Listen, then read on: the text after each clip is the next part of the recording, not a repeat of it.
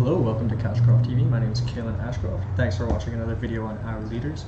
In fact, I think this will be a very significant one. This is actually probably the video that was the inspiration for making this whole series.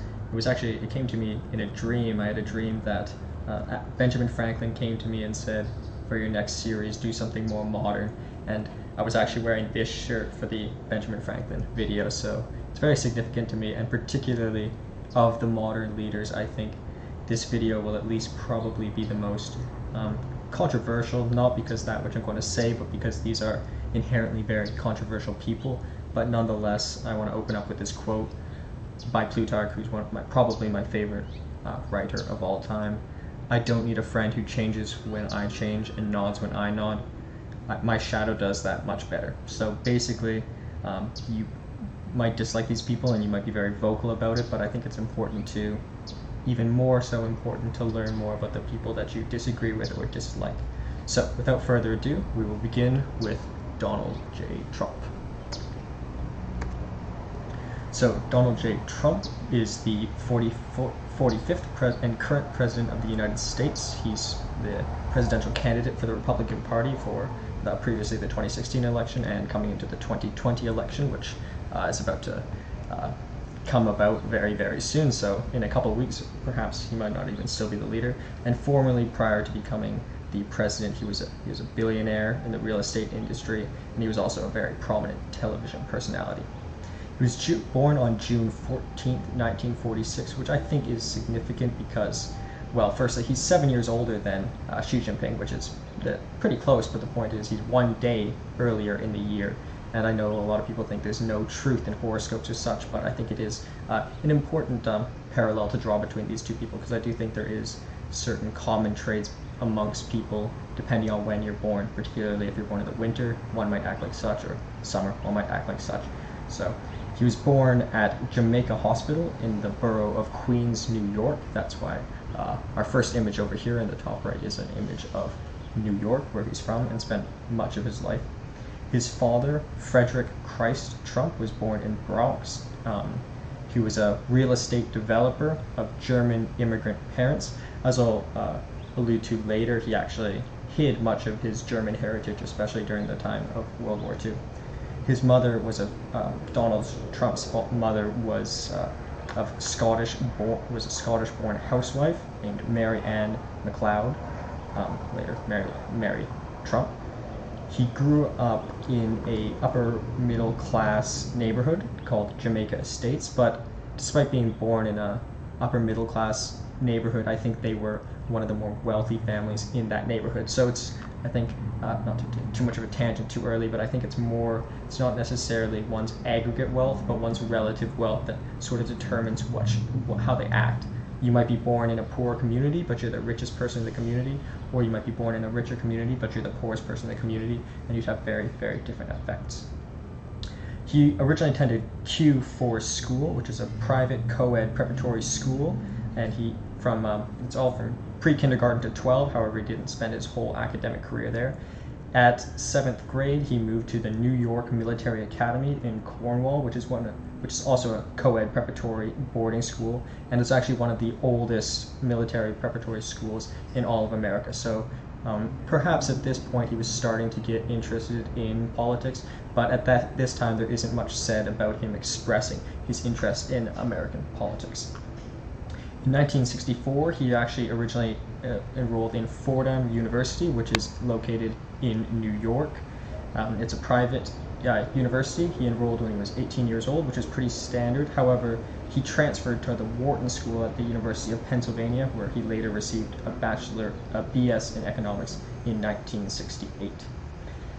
Supposedly in profiles in the New York Times in 1973 and 1976, he claimed that he was first in his class. However, supposedly they uncovered that he didn't even make the honor roll. So I guess it tells more about his personality rather than more about his actual academic competence. In 2015, a lawyer named Michael Cohen actually threatened legal action or Donald Trump's lawyer, Michael Cohen, threatened legal action if either Fordham or the New York Military Academy revealed his grades. But nonetheless, I think at least his grades in Fordham must have been pretty good for him to be able to transfer to Wharton School at Penn. He obtained 4 draft deferments, so during this time there was a draft, but while he was in college, because he was in college, so he did not have to go and serve the draft. He ultimately got a 4F classified, unfit for military service, and except a 4-1 is you can serve military service if there's a national emergency. However, later he got supposedly bone spurs that gave him complete exempt status. And in 2015, however, when he was asked about these bone spurs, he couldn't remember which foot these bone spurs were on. So did he fake it? I doubt it. I don't think at the time it was too easy to fake that, but perhaps he did. But nonetheless, this was during the time of the Vietnam War, and perhaps maybe it was more. I think it's more. If it's one thing if someone avoided going to World War II. I know my grandfather, all of his brothers went to World War II, but he didn't, so he kind of snuck into the later wars because he felt obligated to do so. But the Vietnam War was a bit different in the case that a lot of people actually did not even believe in it philosophically. So maybe Trump was not scared of military service, but rather just against the Vietnam War in general. But he never has mentioned anything of that sort. His father, Fred, when he was, as I mentioned earlier, was of German descent. However, he claimed he was of Swedish heritage during World War II because there was a lot of anti-German rhetoric in New York at the time. So, and Donald Trump actually as well claimed that he was Swedish up until 1990. So that's quite significant, I find. He has 3 older siblings, Marianne, Fred Jr., and Elizabeth, and 1 younger. So he's obviously not the eldest son, which is, I think, significant. But as we'll see, Fred Jr. has quite a sad story along it. So obviously, Donald Trump's story is much of a story of rise to power and ultimately a great deal of success, but he also does have some certain tragedies as well. He has. Oh, so yeah, his younger brother as well died at the age of pretty recently, at the age of 71 on August 14th of 2020. So actually, very very recently, Donald Trump's younger brother died. So during his presidency, but he didn't actually. Obviously, he was sad about it, but he didn't really let it affect his presidency too much. He kind of kept going on working, but it was also during the time of COVID, as it is still now. He said during the eulogy, he was not just my brother, he was my best friend. So evidently he was sad, but he didn't let it affect his presidency too significantly. In terms of his older brother, Fred Jr., so Fred Jr. was a pilot who suffered a great deal of alcoholism, and he was found not fit to fly, so he was actually fired from flying. So then he returned and started working for his father's business and lived in the parents' attic, dealing with his alcoholism throughout his whole life. And in 1981, he died at the age of 42 from a heart attack caused by the alcohol. Donald Trump later said in a reflection, "He was so handsome, and I saw what alcohol did to him, and even physically, and that had an impact on me." So it really did affect him. And as you likely know, Donald Trump has actually never smoked, never drank, which actually surprises a lot of people. But it was because of his older brother died from the cause of alcohol. But Trump, till this day, actually helps take care of Fred Jr.'s son. So Donald Trump, yeah. In terms of his personal life, continuing forward, while a student and after his time at Wharton, he worked for his father's Trump Management, which owned the middle-class rental housing in New York City's outer boroughs. So his father was sort of like predominantly a middle-class housing, but when it became into Donald Trump's management, he sort of started moving into more luxury office space, casinos, and hotels. In 1971, at 25 years old, he became president of the umbrella brand, the Trump Organization. So obviously it helps having a very, the father who's the head of the organization, but at 25 that's a very large responsibility, so I do think that deserves some merit, or at least it was a great learning experience for him. His first project in Manhattan in 1978 was the Commodore Hotel, which was a deal with the Hyatt Hotel as well. And in 1980, he built Trump Tower. In 1988, he built the Plaza Hotel. So these are all very, very significant, expensive, high-rise buildings in New York. And obviously, at this point, he's he has a quote, and I'll mess it up, but he said, well, this is significant to me because when I was originally going into university, I wanted to go into real estate. I was really good at Monopoly, and that really, I loved it. I couldn't stop losing, and of the real estate billionaires that I admired, I actually was most interested in Trump just because I liked his ambition. He has this quote. He says there are one house people, there are two house people, and then there's 1,000 house people. And he said, like, you basically, depending on your capital, you can pick what you're passionate about, and that's kind of him. So that's why he's sort of different from his father. His father would be obviously a big real estate guy, but he's always if anything about Trump, he's exceedingly ambitious. In 1985, he bought the Mar-a-Lago in Palm Beach. In 1984, he got Harrah's at Trump Plaza in Atlantic City. So this is when he starts investing in Atlantic City, and a large portion of Atlantic City's success, which is actually sort of faltering now, was the result of Donald Trump. In 1985, he built Trump Castle as well in Atlantic City. In 1988, he built the Taj Mahal, which later had financial troubles, and he actually had to, as a result, sell his Trump Shuttle, which is his airplane, and the Trump Princess, which was his super yacht. But nonetheless, I think it's an interesting business model, similar to Steve Wynn on the parallel gambling capital, Las Vegas, where they actually doubled down. Obviously, in most this is sort of a real estate phenomenon in most industries.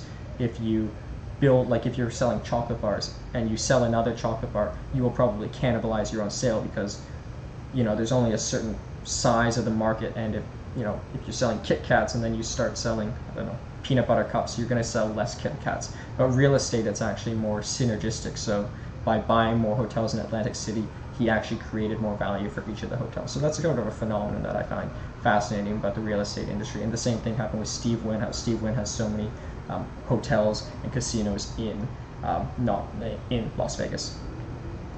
Now he only has 10% ownership of Trump hotels and casinos due to financial struggles. So he obviously, I think one other thing you can say is sometimes maybe he shoots too high, but evidently he thus far has in aggregate had more successes than failures. In 1999, he bought golf courses. He started investing in golf courses, and now he's got 16 worldwide. And in 1996 to 2015, he owned all of Miss Universe, Miss USA, and Miss Teen USA, which is a female beauty pageant. So he was also, as we'll see, very prominent in the media space and not just solely real estate. His first book at this time was written sort of during his real estate rise, was called The Art of the Deal, which was a New York Times bestseller for 48 weeks. It's he said of his own book, as his own review, it's his second favorite book after the Bible, but I guess it's more of a good representation of where he was at that point in his life. He, in terms of further media, he showed in WWE, which is a sort of wrestling competition, and many talk show appearances. I can't even begin to name them. But most significantly, at least for me, was he created this show called The Apprentice in 2003, where he got the famous quote, "You're fired," where it was kind of a reality show where people would compete in business challenges. Kind of think of like Iron Chef, but in business. And I watched this in my accounting class in 11th grade, and I just thought it was really fun. I remember at the end of each video they had a business lesson. In the first one, they had to run around the city and see who could sell the most lemonade. And the message was location, location, location. So it wasn't necessarily selling tactics, but where you sell the lemonade was the most significant factor. But in terms of his political career, so he actually entered into the political sphere quite late. He kind of joked about it on some talk shows, but I think a lot of people doubted that he would ever do it. Before 2015, he changed his party affiliation a lot. He was a Republican in Manhattan, but he registered for the Reform Party in 1987. In 1999, he registered with the Republican Party in 1987, with the Reform Party in 1999, and the Democratic Party in 2001, and once again to the Republican Party in 2009. So he kind of moved around. I think it was because I guess being heavily invested in the New York real estate market, it heavily affected his investments, so he kind of picked the politicians who aligned most with his interests. In 1987, he placed 2 full-page advertisements in 3 major newspapers advocating for peace in Central America and accelerated disarmament talks with the Soviet Union and reduction in the federal budget deficit by sharing the military budget with allies. So this is, besides the last point, sharing the military budget, that's something he does still advocate, but these are all policies that I think would be surprising given his current policy. I guess the peace in Central America would be something he still agrees with, but I think, like for example, the reduction in the federal budget deficit, I think he's more pro spending now, but it's hard to say. But I think most of the deficit is owned by China, and we'll talk about that more, especially considering we're comparing it with Xi Jinping. But he at that time also said, "I will not run for local office," but he always hinted at presidency. So in 2000, he created an exploratory committee under the Reform Party, and during the George W. Bush, the Al Gore polls, but he only got 7% of the poll under the Reform Party, so he quickly dropped out. In 2012, however, he continued a return, and he speculated running again, and he gave a variety of speeches, but in some states, but none were really taken seriously, and he ultimately once again dropped out. Speaking of the speeches, actually, I'm originally from Vancouver. I'm Canadian, if you have not seen my previous videos, but he was visiting Washington State, and we were just driving to Seattle, and I saw this postcard that he was visiting, and obviously my parents are very against Donald Trump, and I consider myself neutral, just intellectually curious about him, but nonetheless we got to go to a Trump rally. Well, you had to get tickets, but saw it and just see the sort of clout and the obviously the difference of the community of his supporters versus even his previous communities, but also the community of Democratic voters. He gave speeches at the Conservative Political Action Conference, CPAC, where he rallied against illegal immigration, this is where I think we can really start seeing his more modern, more recent policies coming out. As we know, he's really against illegal immigration. He advised for protection of Medicare, so Medicaid, and Social Security, so that's quite significant. But he also advocated for taking Iraq's oil to pay millions to each of the dead soldiers. So a little bit, as we're starting to see, he's starting to get radical. And I think what he's starting at, if I were to guess at this, he was realizing that to get more attention, he actually needed to be more provocative, because at this time he was not getting a lot of attention compared or taken seriously, so he had to go the extra mile just to gain an inch. So in 2016, through what's called he created this bizarre spectacle at his Trump Tower in Manhattan, which was a big gala essentially, and he sort of really got all of his really showed that he was fully invested this time, and he got a landslide victory on Super Tuesday against Cruz and John Kaizen, all of whom eventually suspended their campaigns, and he won the Republican nomination. And he selected Indiana Governor Mike Pence as vice president, and Mike Pence remains his vice president into the 2020 elections. He selected vice president, not to talk too much about Mike Pence because this is not a Mike Pence video, but he mostly picked him on financial grounds. He sort of, I think he looked at it pretty analytically. Pence obviously can be a bit of a provocateur, but I do think he's a good public speaker, but nonetheless, he had a lot of financial success in Indiana, and I think that's largely why Trump wanted him. And I think he also wanted someone to balance out his loud personality with something a little bit more calm. In terms of, and then, as you know, he won the election with Hillary Clinton by quite a surprise victory. In hindsight, I say that I expected him to win, but I think at the time I didn't. I don't know who I would have voted for because I'm not American, but nonetheless, a lot of people were very surprised. I do think the Democratic voting population were more vocal about their intention to vote, whereas I think some of the people who were going to vote for Trump didn't necessarily voice that going into the election. Peter Thiel has a good theory that a lot of the Republican voters are actually quite silent. They're on different mediums, like they're not the journalists, but they're on, like, for example, I said to a friend, I imagine the gaming community, for example, is much more Republican than Democratic.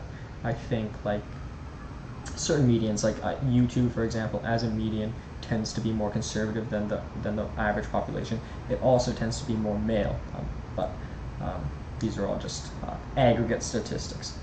But yeah, in terms of his actual presidency, now this is where it's going to get very controversial, and you're probably, if you don't like him, you're probably already mad about anything positive that I said, but nonetheless, I think these are all important issues to speak of.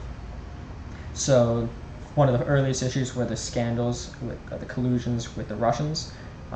As you know, there was, to my understanding, I do think his some people, I won't mention any names, but some people in his campaign team did go to the Russians to ask if they had inside information about Hillary, but I don't think they found anything.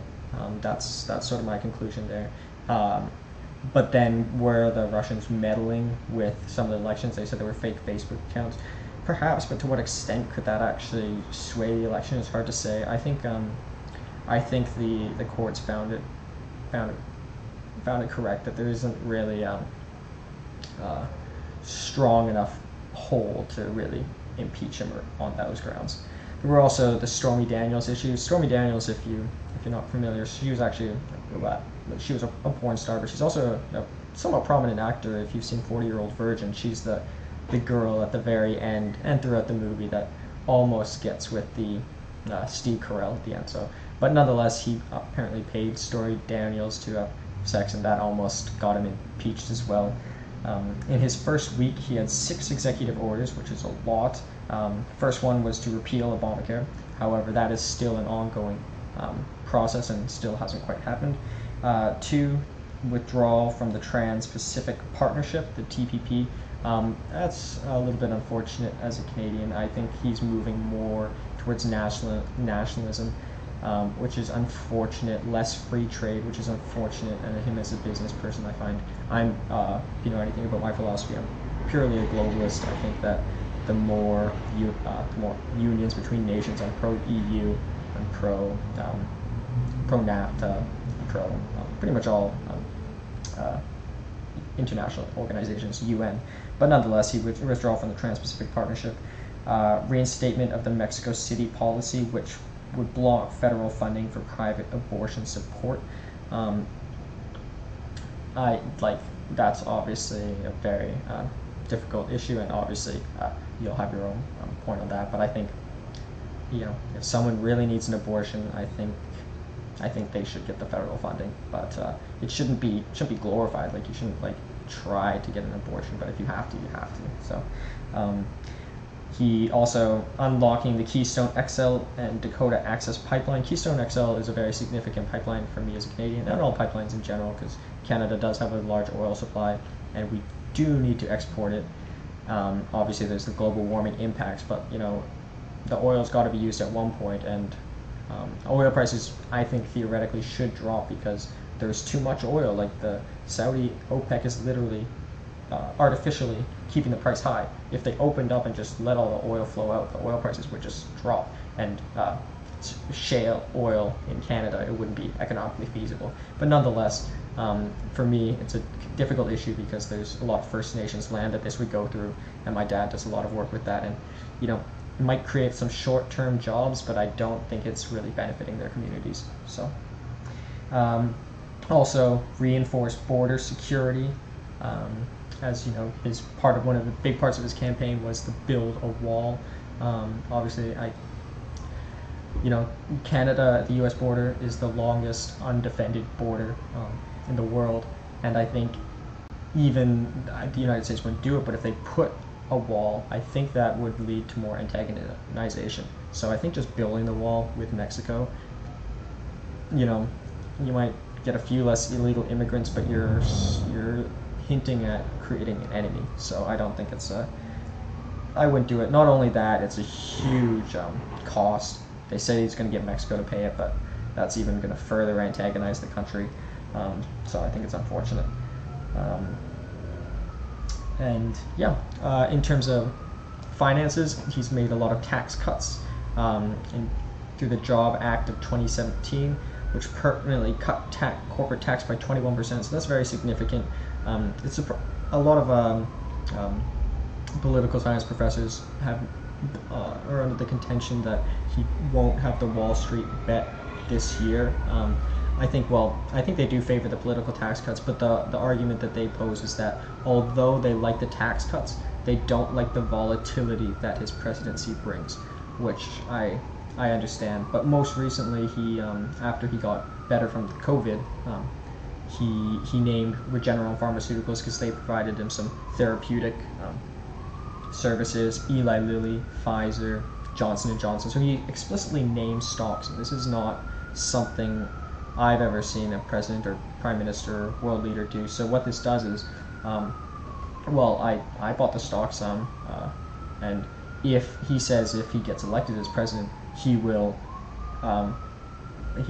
use leverage. He says to get China to pay for it and buy all these therapeutics and give it to the people for free. So I don't know if I think a president should be doing that. I don't think they should be involving themselves with the private sector, but I think that's going to help win some Wall Street votes, because if I was, I'm just an individual investor at this point, but if I was a hedge fund manager and I had that stock, I would have a lot of financial, especially if you used leverage, you could have a lot to gain off his winning of this election. So I think I don't think a world leader should really be, naming stocks. Or basically what he did, to sum it up, was he made his election bettable, which is something that I don't think is really too morally okay. But he prefers one thing that will probably be of significance is that he prefers bilateral deals over multilateral deals.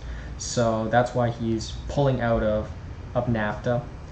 But then again, NAFTA, for those who are not familiar, is a North American Free Treaty Organization, which is the basically Canada, Mexico, U.S. Free trade. But he's pulling out of it, and he wants to put in the USMCA. For me, as a Canadian, I don't like how Canada's last, but it's okay. But it's still not bilateral, so it will be trilateral. But basically, tariffs are going to go up and up, and I'm a complete advocate for free trade, so I think that's unfortunate.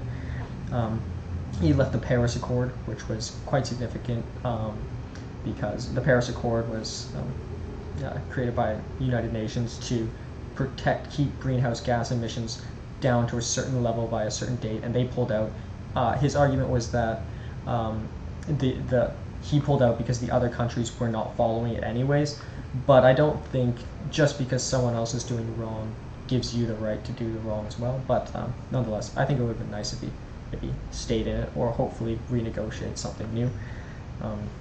In terms of his budget deficit, he says he wants to improve this by getting more exports. So currently the budget deficit is caused because they import more than they export. That leads to a deficit. So he wants to export more. So he wants still to this day, he wants China to buy more American products to balance out this deficit. He named, as mentioned previously in many other discussions we've had, Jerusalem the capital of Israel, which is obviously, it's already kind of is, but it's not. It wasn't formally recognized as the capital of Israel, so they're now moving the U.S. embassy to Israel. This, I think, when I was younger, I went to Israel and even Palestine, and my understanding was, I think, obviously the Jewish people have a horrible amount of atrocities since pre-biblical times, but I don't think that it's right to push the Palestinians out of the Jerusalem. Even though Jerusalem is the third most holy site in Islam, I still think that that land should be shared. But that's just my stance. But yeah, he had a meeting with Kim Jong-un, which was quite significant. So a lot of people were thinking for a time things were really escalating in terms of tension between Kim Jong-un and him.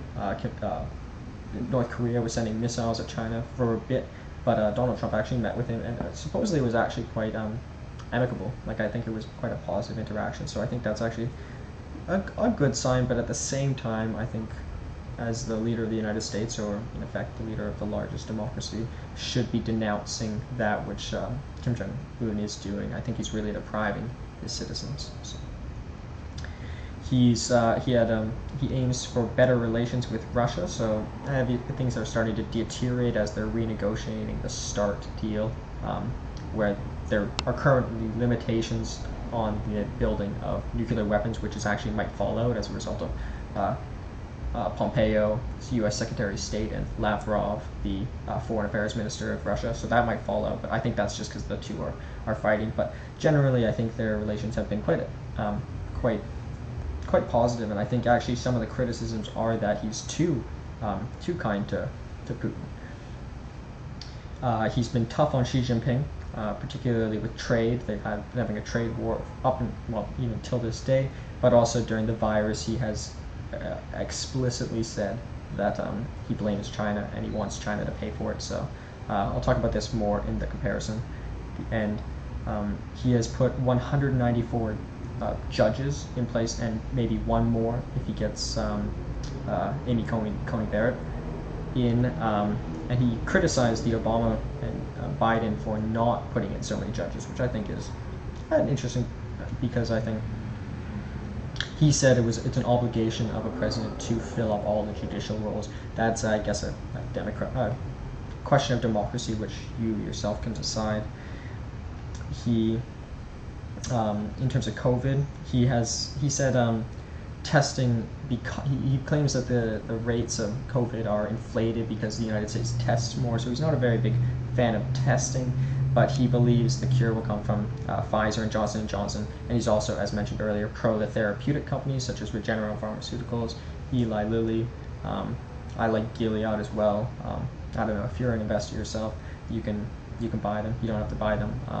I started getting interested in these stocks through Martin Shkreli. Martin Shkreli was a mentor of mine when I was really deep into finance and doing my undergraduate studies, and he's actually in prison now, so maybe it's not good advice, but he gave me some really good stock advice. And yeah, he's I guess the biggest concern though, and obviously I think if you're against Trump, this is probably the major reason, is the concerns over white supremacism. I think it was bad that he did not denounce them. I think perhaps he feels that he feels like he has already sufficiently done it, and just doing more would affect his vote. But I think it's hard, because I think I definitely think white supremacism is horrible, but if he does denounce it, he will certainly lose the election. So I don't. Maybe it's maybe the moral thing to do is just toss away the election and denounce them, but it's hard. Maybe win the election and then denounce them, I guess. But if he is truly racist, I do think that's horrible. But I don't really think so, because, like, for example, I think white nationalism most recently has been mostly attributed to Nazism in Germany, and until like 1990 he pretended he was Swedish, like he wasn't even proud of his German heritage. So, but then again, Swedish people do have a little bit of white supremacism as well. So if this is true, let me know. I definitely think it's bad that he didn't denounce him, and I think he is leading to more. He is making it worse. So that if there's a reason not to vote for him, that would be the reason. But yeah, I'm Canadian, so I can't even vote. But if there's a reason, that would be the reason, and it's a valid reason. In terms of further back to his personal life, he has 5 children: Donald Jr., Ivanka, Eric, Tiffany, and Barron. Amongst his 3 wives, Ivana, Marla, and most recently Melania. In 1982, it said, in terms of going back to his wealth, it said that he inherited $200 million, through which he now has supposedly he said he's worth $10 billion. The FEC says he's worth, or the SEC says he's worth $1.4 billion. I think that might be actually a bit low, because most of his assets are in real estate, and real estate assets aren't really properly valued until the time of sale. So I think a lot of his own, like he's probably higher than 1.4 billion. He says in one of an interview, he said, "What is your like net worth?" And it's hard because some properties are cash flow properties, like a casino is more of a cash flow property, but a golf course is maybe not even a golf course, but some of the like heritage sites that he has in New York are more of an equity play. So it's hard to say, but nonetheless, he's wealthy. But I think at this point he doesn't really.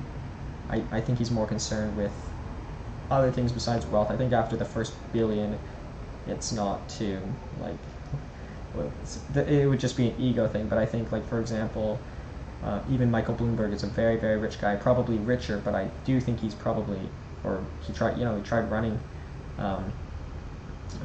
in this election and he didn't. I think he's probably a bit jealous of Donald Trump for getting the presidency, because I do think by any standard it's a higher honor, and anyone who thinks that a politician would put like money before power, I think is a little bit crazy. But okay, either way, so let's go to the images, the quotes, and most significantly, we'll talk about Xi Jinping, and most significantly, we'll talk more about him in the comparison, because I should have mentioned this at the start to preface this, but I think the best way to learn about people, especially great leaders, is through the comparison. Therefore, you can find the distillation of the actual similarities and difference, but the distillation of what a leader is an abstraction or a distillation across all leaders. So there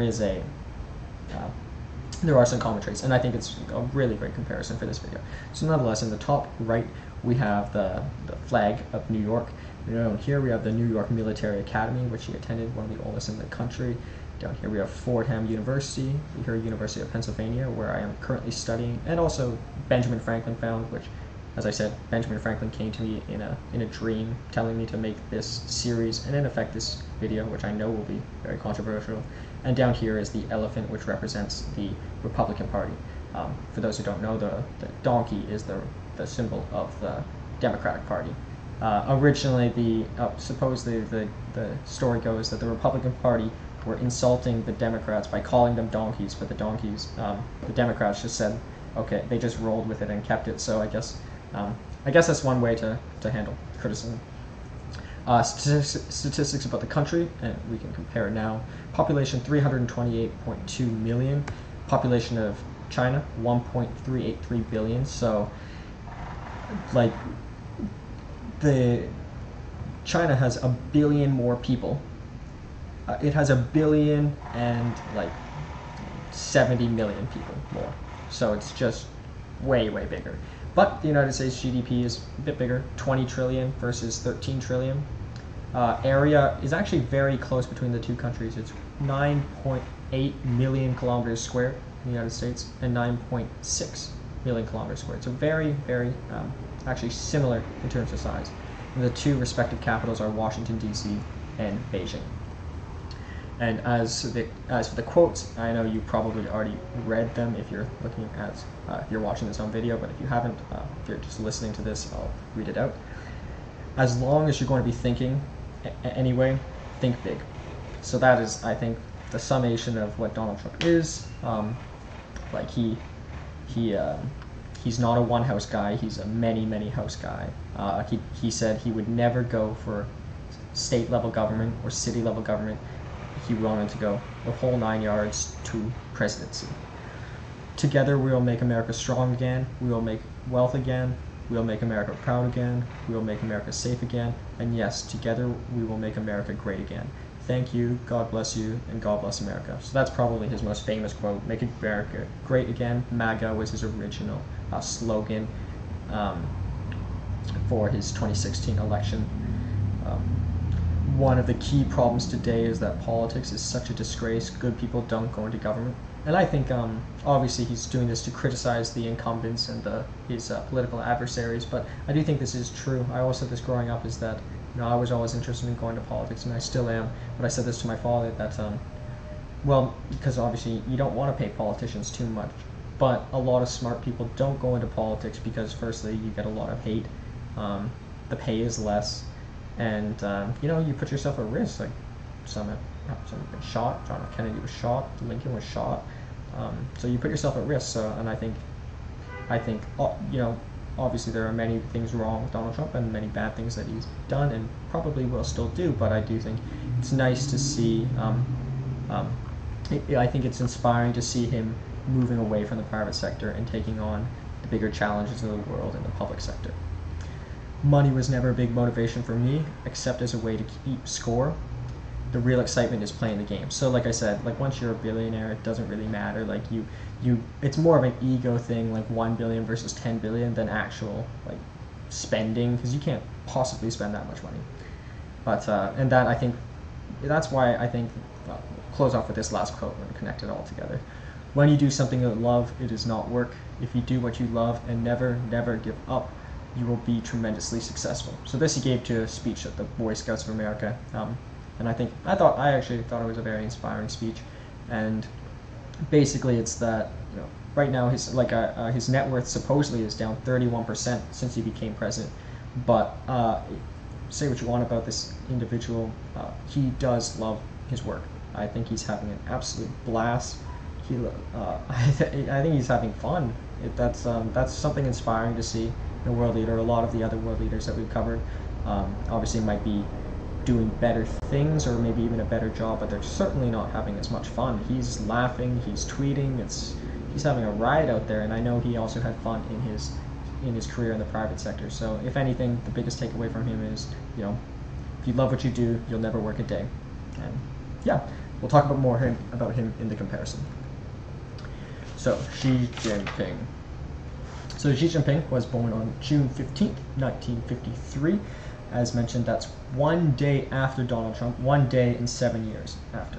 He's a Chinese politician, currently the General Secretary of the Chinese Communist Party and the Chairman of the Central Military Commission as of 2012, and in 2013 he became the President of the People's Republic of China.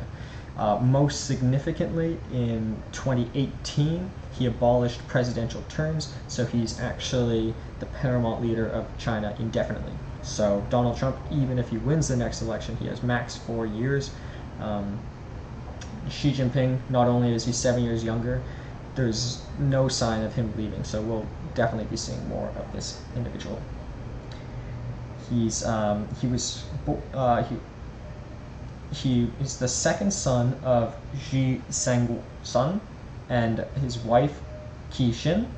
He has 2 older sisters, so an older brother and 2 older sisters, so he's actually the youngest. So once again, significant with Donald Trump in that they both have an older brother. I think based on all the leaders that I've covered and all the leaders I've read about and studied based throughout history, in Plutarch's Lives, ancient Greece, ancient Rome, today, the modern world, it tends to be the eldest child, and not because this is right. I don't think it's not positive, but it tends to be the eldest male. But both of these leaders were the younger brothers, so I think that's significant to note. For some backstory, so he was born in a very tumultuous time in China, unlike, well, I guess it was tumultuous in the United States, but relatively so. Mao Zedong founded the People's Republic of China in 1949, so just after World War II, after actually the Japanese invaded China during World War II. So there is always still a bitterness between China and Japan.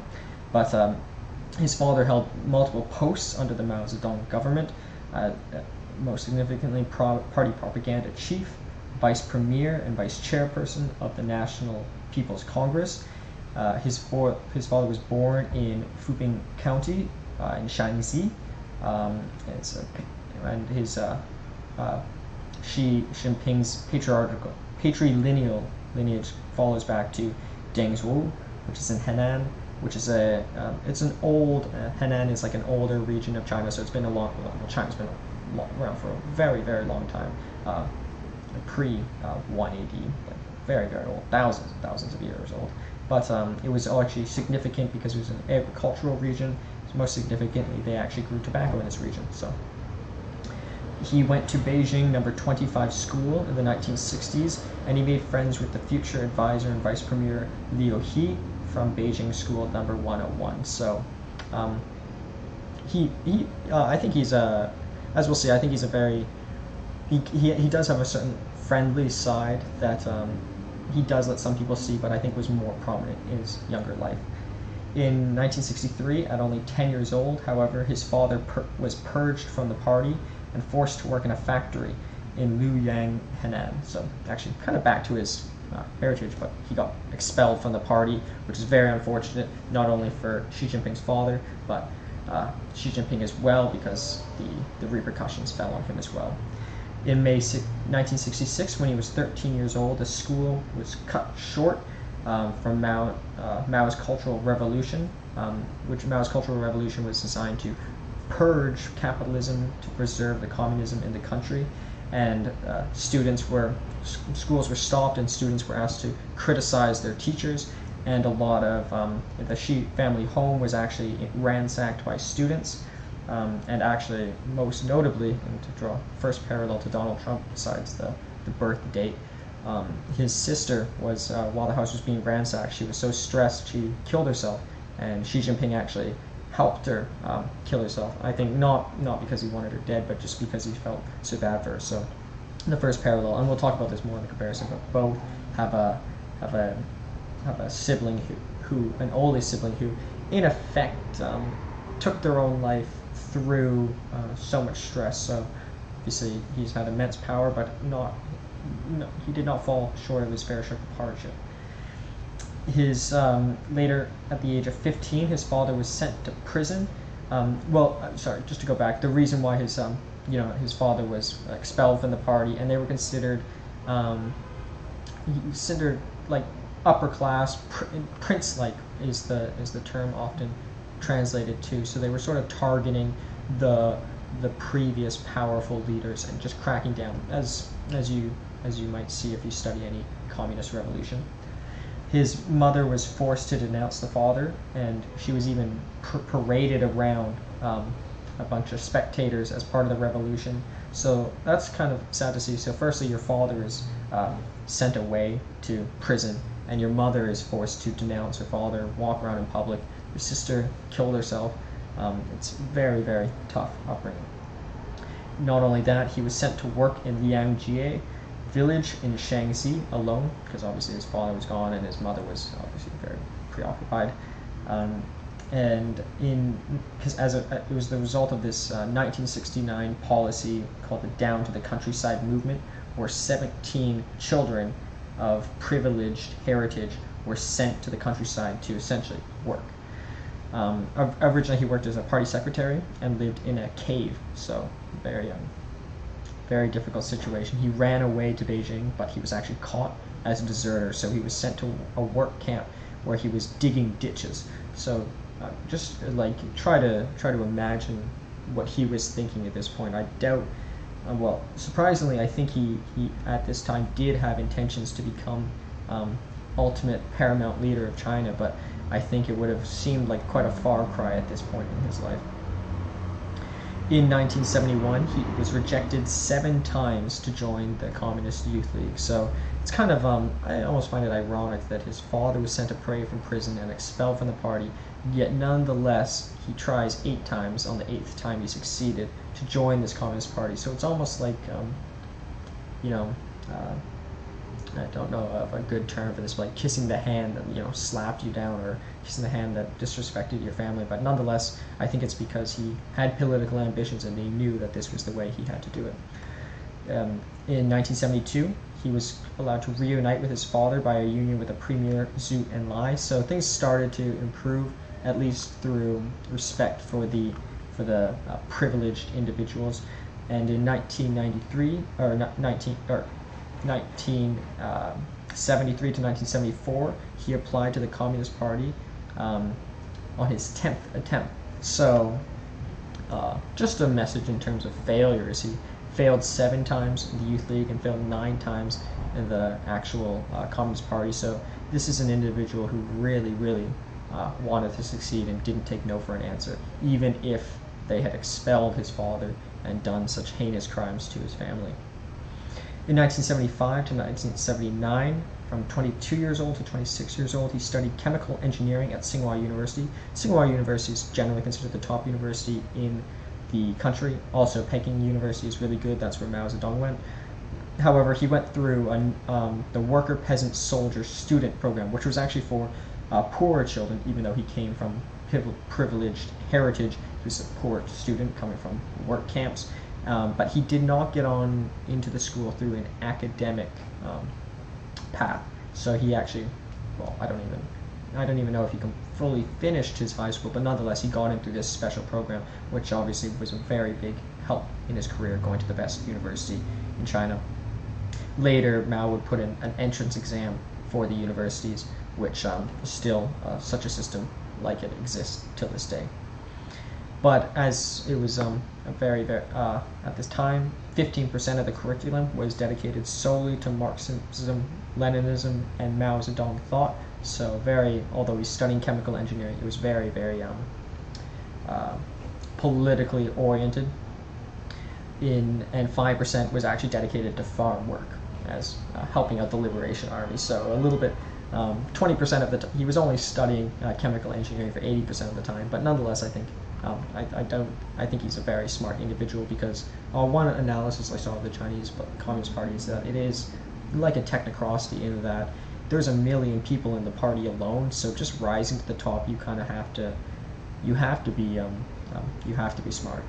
I don't think there's really any other way around it. Obviously, you can use corruption and loophole to get so far, but to rise all the way to the top, especially in a state where those who come from privileged backgrounds at the time were discounted. In 1979 to 1982, he became, at 29 years old, secretary for his father's former subordinate, Geng Biao, who was vice premier and secretary general of the Central Military Commission. So this sort of gave him a significant military background, which is soon would become very significant in his later political policies. In 1985, he stayed 2 weeks with a family in Muscatine, Iowa, on a Chinese delegation to study U.S. agriculture. And he said that this is actually a very profound experience. It was only 2 weeks, but he talks about it much, and it's been referenced much, in that he really got an understanding, an actual appreciation for the United States way of life.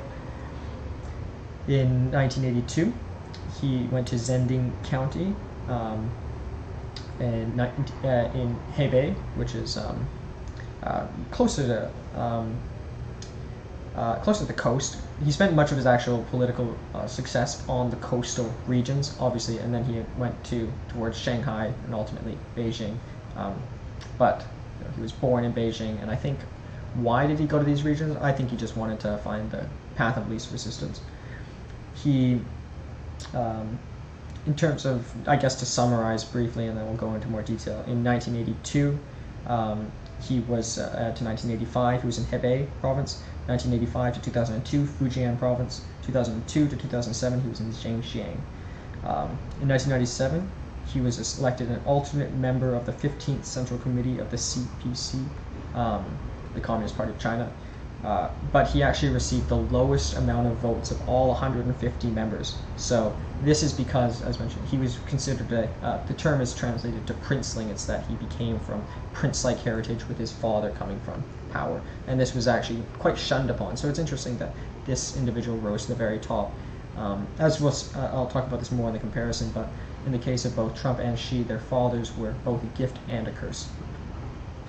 During this time, he also continued to study Marxist theory at Tsinghua University from 1998 to 2002, and he actually graduated with a doctorate in law and ideology from Tsinghua University. So this is 2002. This is actually not too long ago either. As the coastal province's provincial leader, he was promoted. He actually promoted investment from Taiwan to strengthen the private sector. So, as we'll see soon, the relations with Taiwan have been deteriorating, but he has been favorable for economic relations between Taiwan. And in fact, till this day, he still wants Taiwan to stay a part of China. He became party secretary of neighboring Zhejiang from 2002 to 2007.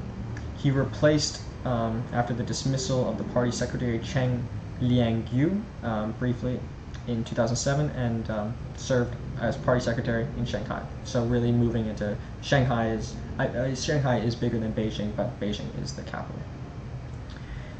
Then from there, he subsequently joined the Politburo Standing Committee and served as first secretary of the Central Secretariat.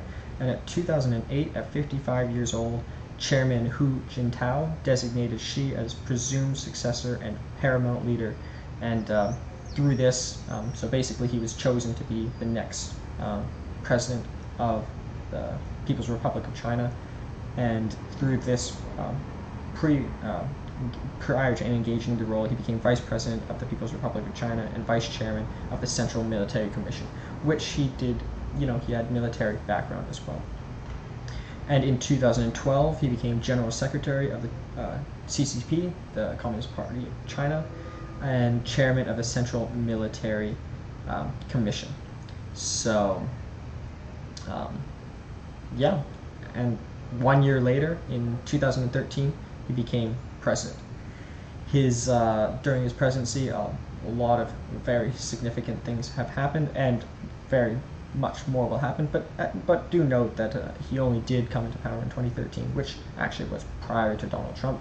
But for at least in the lifeline of Xi Jinping, there will be a lot more still yet to happen.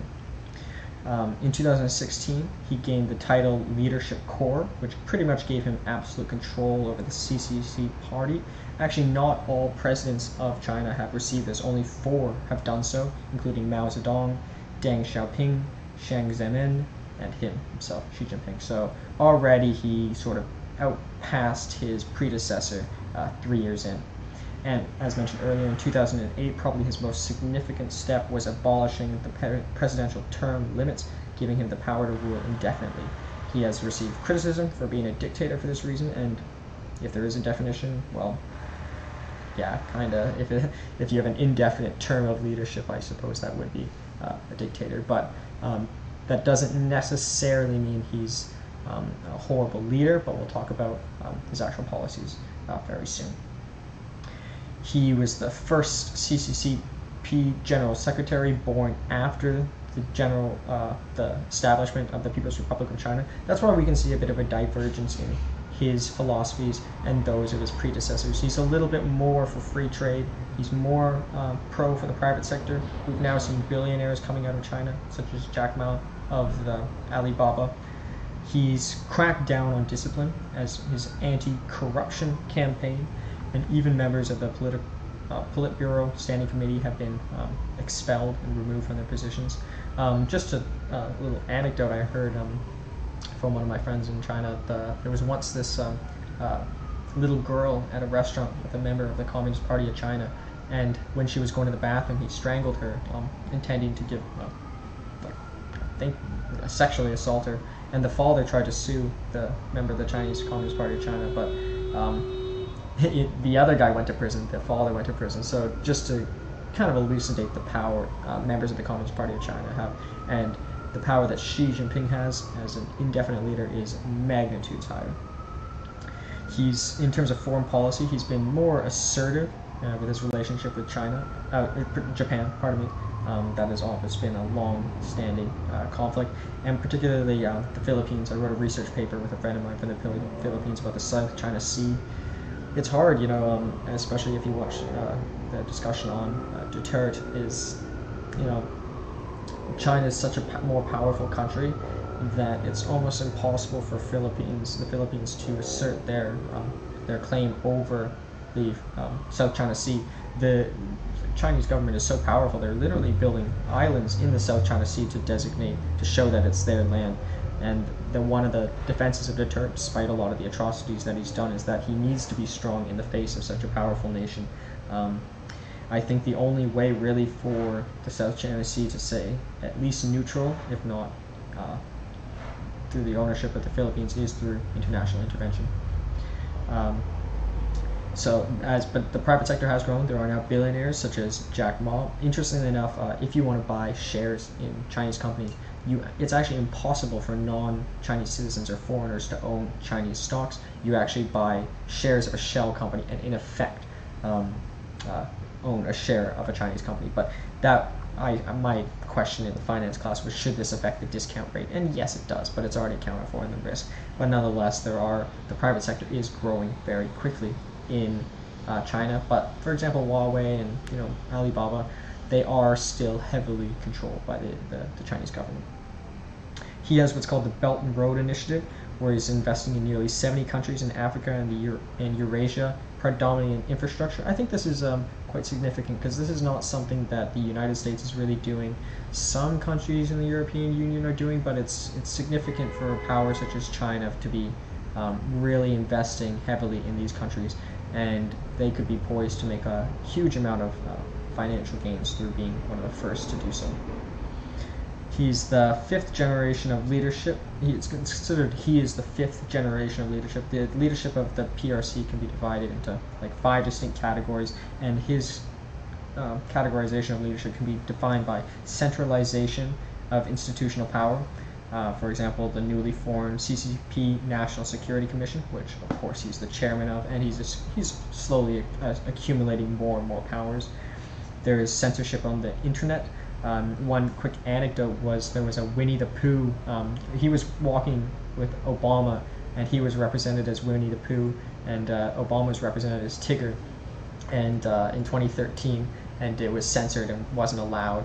And there was also a 9-year-old girl who, in some means, called him fat, and she was censored as well.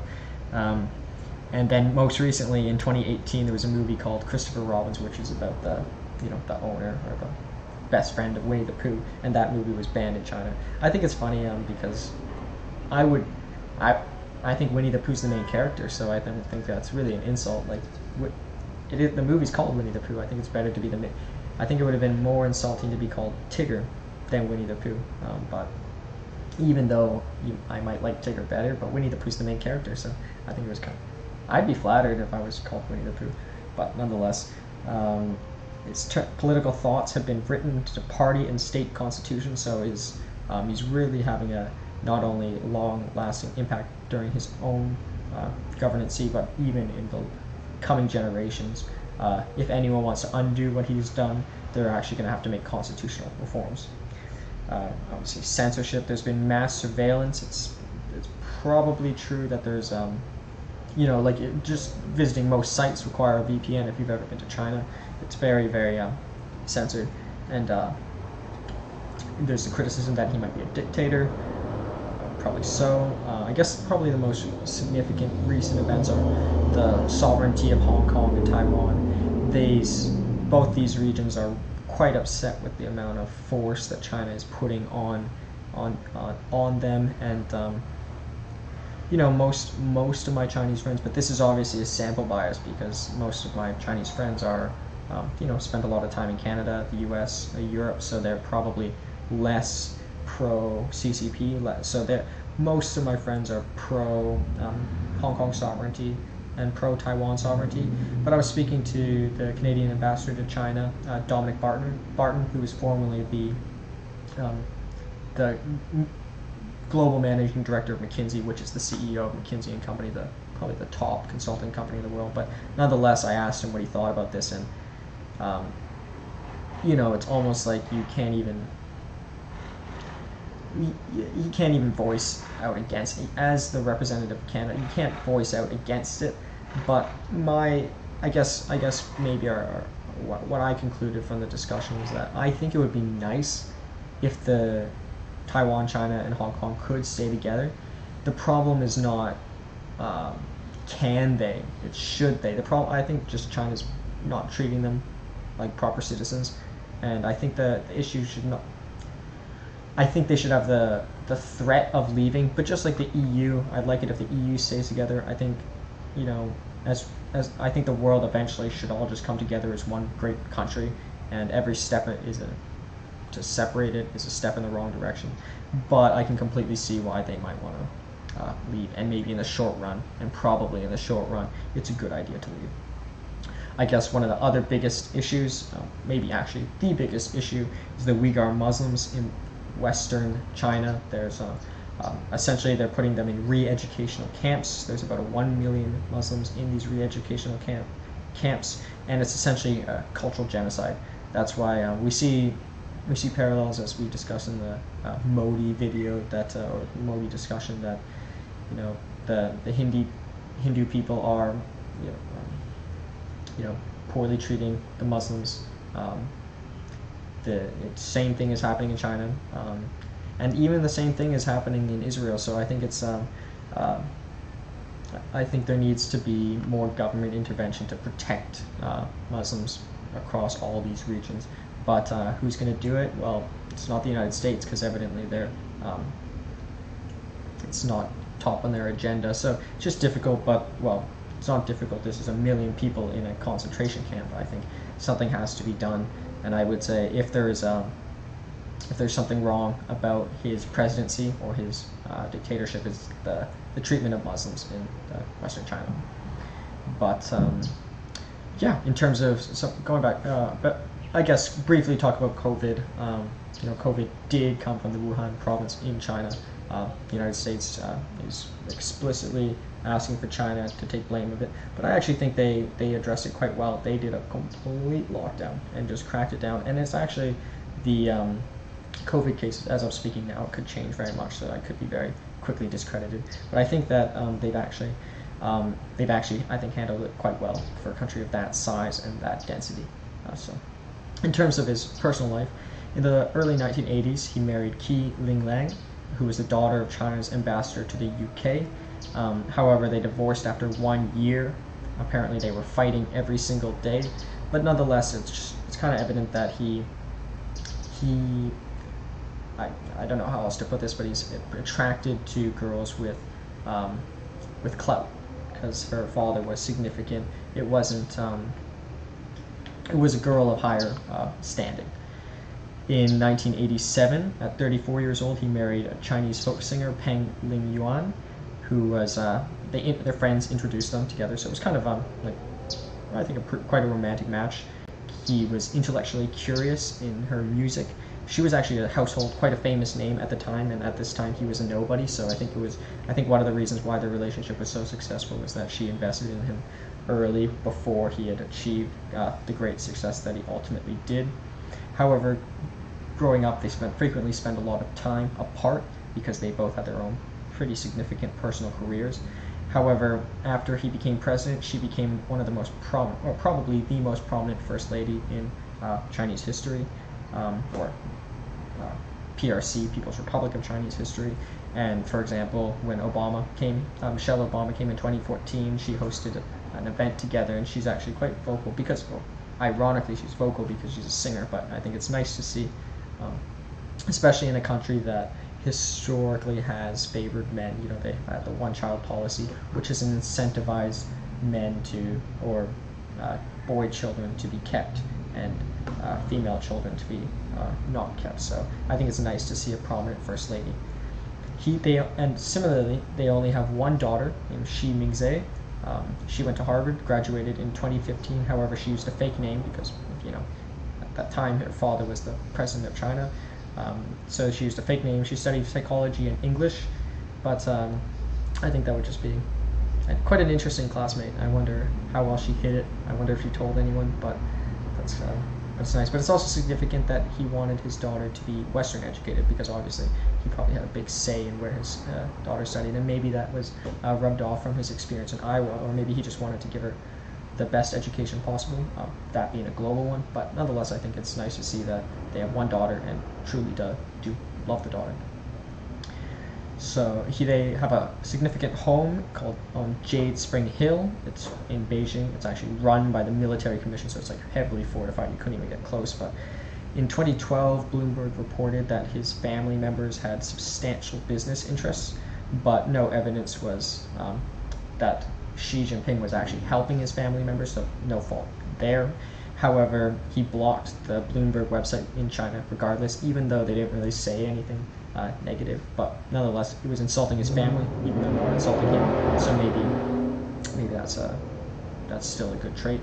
In 2012, after his anti-corruption campaign, the New York Times created an article saying that he's selling his corporate and real estate investments, which I think he did. I think, as we said with Donald Trump, that once you get to this level of power, I don't think they care about dollars and cents, especially considering Xi Jinping controls the UN money supply. Like, why would he try to gain financial wealth if you control?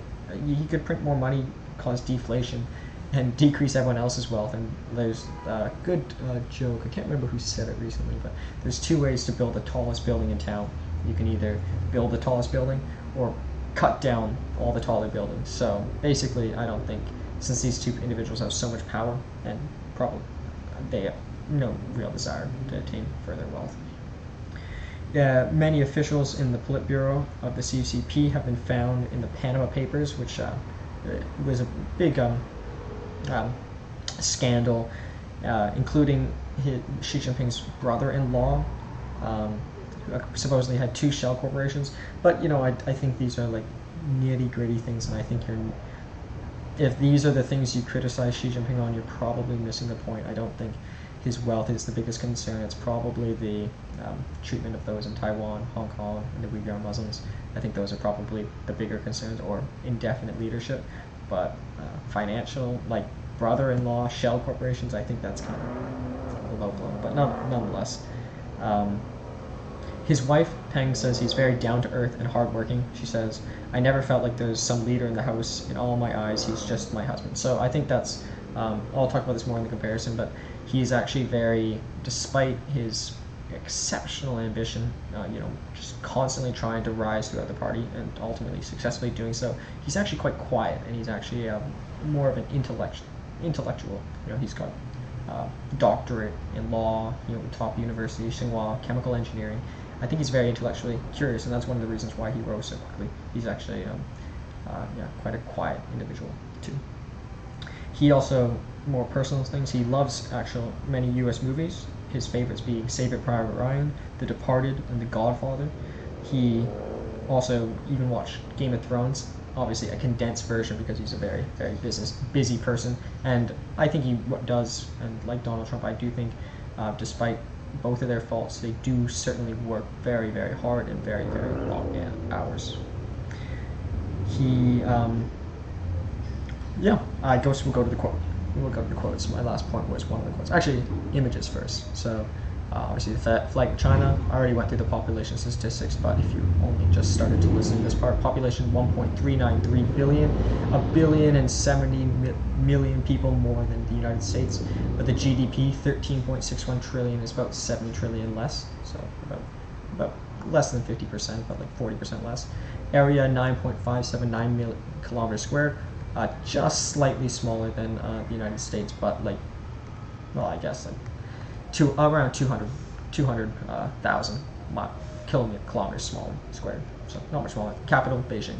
In the top right is actually the symbol of the Qing dynasty, which was the very last of the Chinese dynasties, which was ultimately replaced by the People's Republic of China after World War II, after the Japanese invasion. But I just put that there because I think it's significant to show the heritage that has yielded all the reason why communism came into China was through huge wealth inequality. Same thing with Russia. There was a huge wealth inequality, and I think all populist revolutions, which communism is a populist revolution, come from huge wealth inequalities, and that was mostly stemmed from the Qing dynasty were exceptionally wealthy, where there was peasants who were just eating rice, solely rice. So that was the cause of the communist revolution, which ultimately led into his presidency. Down below here is very simple, just to contrast that, is the symbol of the People's Republic of China. Down here is the words for Beijing, where he was born. Down here is the symbol of Tsinghua University, where he studied, probably the top university in China. You could debate Peking University is also there, like Oxford, Cambridge, Harvard, Yale, something like that. And down here is a symbol of the CCP, the Chinese Communist Party of China. In terms of his quotes, some foreigners with full bellies and nothing better to do engage in finger pointing at us. First, China does not export revolution. Second, it does not export famine and poverty. And third, it does not mess around with you. So what else is there to say? So that's actually, I think, this is one of his most famous quotes, but I think actually kind of representative of his policy. He is pretty internally focused. He does obviously fight back with the United States with respect to tariffs, and does involve himself, through the Belt and Road Initiative. But he really does, actually eschew or doesn't really engage too much or fight too much against the other countries, which could be good considering tensions do seem to be heating up. But I like what he says, that they do not export famine and poverty, so basically they are not causing other people's issues. It's those are issues that other countries have to address, and basically he's like, leave the country alone, which I think is actually one of the most significant anecdotes I talk about Chinese heritage. Was that when China was first being established, for example, with the Great Wall of China, they weren't. It's not like the empire of Alexander the Great, for example, where they didn't build any walls. He just tried going as far as he could into India. Or I think no other country is really like that. But they built a wall to sort of to keep out the Mongols. But nonetheless, it's kind of an act of conservatism. It's that they didn't intend, when they built the wall, they didn't intend to take over the whole world. They intended to make that their land and defend its sovereignty. And I still think that sort of belief is still in the Chinese philosophy. Unlike Japan, for example, Japan has always wanted to invade the mainland. They've done so many times throughout history. Notable one of the main reasons the Chinese population are very against the Japanese was there was what's called the Rape of Nanking, where thousands and thousands were Japan invaded China and just raped a lot of Chinese people. But Japan's always been trying to invade China, but China has never, to my understanding, really made an active attempt to conquer anywhere else in the region until most recently. You could say that their engagements in the South China Sea could be a shift in that direction, and you could say that which they're doing for business control or such could be movement in the other direction. But I do think it is a nice act of conservatism. Doing physical exercise keeps one fit and healthy and helps one work more efficiently. We all need to strike a balance between work and relaxation. So this is, I just think, a nice life philosophy that you can learn from. Whether or not you like that which Xi Jinping has done, you can at least learn that I think physical health does have implications on one's ability to think. But Adolf Hitler said that, and Adolf Hitler also said a lot of wrong things. But I think most, it's very prominent in Plutarch's Lives, all the ancient Greeks and all the ancient Romans, with the exception of very few, like Cato the Elder is there, and he wasn't too fit. But they were all. Physicality was an important feature of character, I think. An exception, though, that being, and this video is also sort of a love letter to Benjamin Franklin. Benjamin Franklin was a great political leader and influential character, but did not care about his physical health. He has that famous speech about why all democracies fall, or all kingdoms fall, is because, and he relates it to a birthday cake. But nonetheless, he was not healthy. So it's not a necessary condition or a sufficient condition, but it could certainly help. Last quote: happiness does not fall out of the blue, and dreams will not come true by themselves. We need to be down to earth and work hard. We should uphold the idea that working hard is the most honorable, noblest, greatest, and beautiful virtue. So very reminiscent of the quotes from Donald Trump, in that hard work is, in both of their beliefs, their gateway to happiness. And these individuals, as we'll discuss in the comparison, are both work extremely hard and really see beauty in it. And I think Xi Jinping does really enjoy his career. That's why he still works so hard at it, and that's why he wants to retain it indefinitely. So, and he does work exceptionally long hours as well. So, move to the comparison.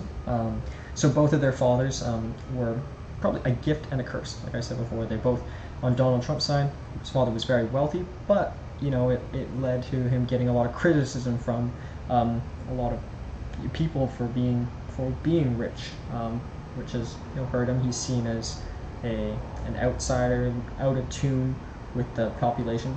Ironically, now he's become a populist and actually more popular amongst the poorer demographics, but that has been a difficulty for him to overcome.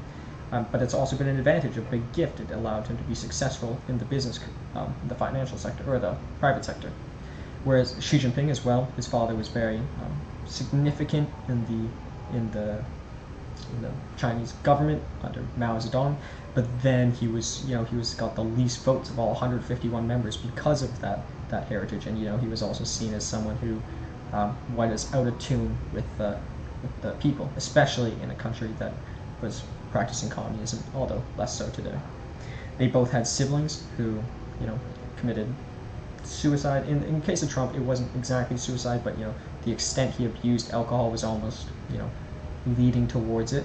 And the sister of Xi Jinping, he helped her with the suicide as their house was being ransacked. So obviously both of these deaths had a huge influence on their persons, and I think it makes them a lot more nuanced. They both have are often smiling and positive people, but they've got their own hardships as well.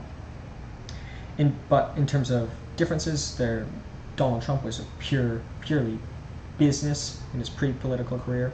He wrote a couple articles and published a couple things, but he never really got too political.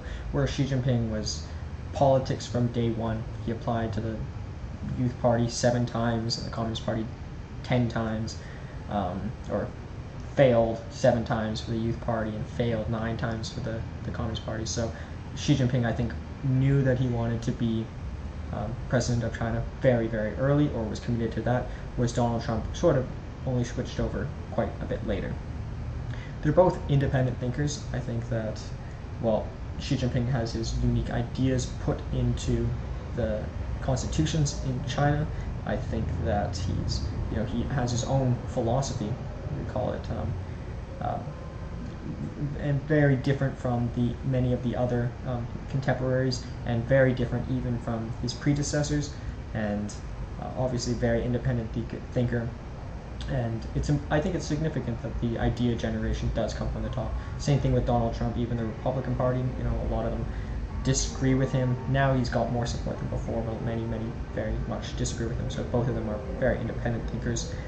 Donald Trump is much more loud, much more vocal, constantly tweeting, loves to give speeches. Xi Jinping does give speeches, but he's much more quiet, even as his wife reflects. He's very quiet when he comes home, always working quietly, so that's another difference.